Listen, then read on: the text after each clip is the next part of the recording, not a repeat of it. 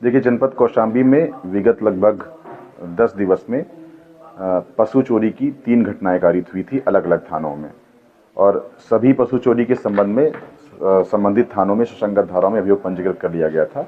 इसमें थाना कोखराज में बकरी चोरी का एक अभियोग जो 546/25 था, थाना मंझनपुर में 425/25 जिसमें एक भैंस चोरी हुई थी। इसके अतिरिक्त दिनांक 18/12 को थाना मंझनपुर में एक और अभियोग 438/25 पंजीकृत हुआ था।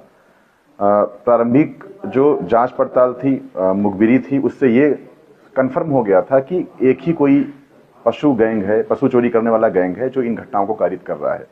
सर्विलांस, सीसीटीवी तथा जो अनावरण करने वाली टीम है तीनों ही थानों की, इन सब के द्वारा लगातार अनावरण करने का प्रयास जारी था। इसी के अनुपालन के क्रम में कल दिनांक 18/19 की रात को मुखबिर खास की सटीक सूचना पर पशु चोरी करने वाले गैंग को हिरासत में लिया गया है। इसमें से जो गैंग का एक साथी है, उसने जान से मारने की नीयत से जब फायरिंग की पुलिस पार्टी पर, तो उस पर आत्मरक्षार्थ उसके पैर पे भी गोली लगी है जवाबी फायरिंग में।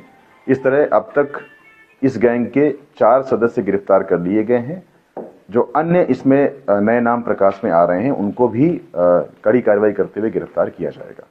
ये क्या पहली बार चोरी किए थे या इससे पहले भी इन लोगों को? नहीं, जैसे कि मैंने अभी बताया, अभी प्रारंभिक पूछताछ में पिछले 10 दिवस में इन्होंने 3 चोरी की घटनाएं कारित की थी, और तीनों ही घटनाओं पर कोखराज में एक अभियोग और मंझनपुर में 2 अभियोग पंजीकृत हुए थे। इसके अतिरिक्त प्रारंभिक पूछताछ में यह भी प्रकाश में आया कि इन्होंने केवल उत्तर प्रदेश में नहीं, मध्य प्रदेश भी इन्होंने 1-2 जगह चोरी की घटना कारित की थी। इस संबंध में मामला स्थापित किया जा रहा है, और जो 3 अभियुक्त इसमें गिरफ्तार हुए हैं पतौना पुल के पास से, एक व्यक्ति है फिरोज, जिसके ऊपर भारी मात्रा में अभियोग है, लगभग 18 की संख्या में। दूसरा जो अभियुक्त है गुड्डू, उसके ऊपर 8 अभियोग, और दिलशाद के ऊपर 5 अभियोग पंजीकृत हैं। इनके पास से भैंस बरामद हुई है या फिर और कुछ? हाँ जी, इसमें चोरी की हुई 3 भैंसों को थाना करारी में बरामद करके दाखिल किया गया था। इन अभियुक्तों के द्वारा भी पहचान की गई है, तथा वादी के द्वारा भी अपनी भैंसों की पहचान कर ली गई, उसे सुपुर्द करने की कार्रवाई भी प्रचलित है। सर, ये गैंग किस तरह चोरी करती थी, कहाँ बेचती थी? इनकी मॉडस ऑपरेंडी यही है कि इनके द्वारा पहले रेकी की जाती थी।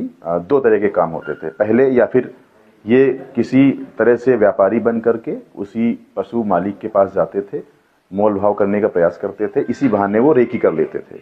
फिर उसी दिन रात में या फिर अगले दिन रात में डीसीएम या फिर कस्टमाइज्ड बोलेरो के माध्यम से उसमें भैंस, बकरे इत्यादि लाद करके चोरी कर लेते थे। एक और इसमें प्रकाश में ये चीज़ आई है कि एक गाड़ी इनके पास अक्सर होती थी जो आगे आगे रेकी करते हुए रास्ता क्लियर कराती थी, और पीछे से